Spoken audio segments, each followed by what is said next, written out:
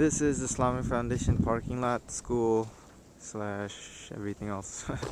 All the snow is like all piled up. They just cleared out ways for school students to get in and out. But as far as this, they've shoveled a little bit of this, a little bit over there. But all of this is blocked. And since this is blocked, there is nothing. Let's see if I can get up there without. Look at it. It's the back parking lot, still not shoveled. And today's Thursday, tomorrow's Juma.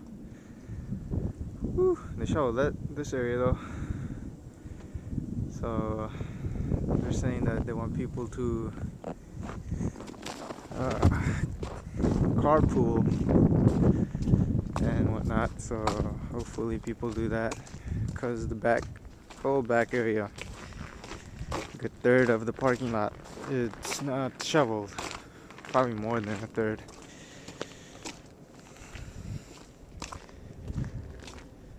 The school area is all shoveled though.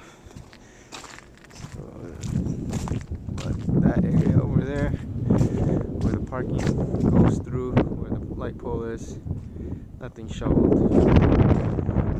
Big piles. I guess somebody tried to shovel this area, but couldn't.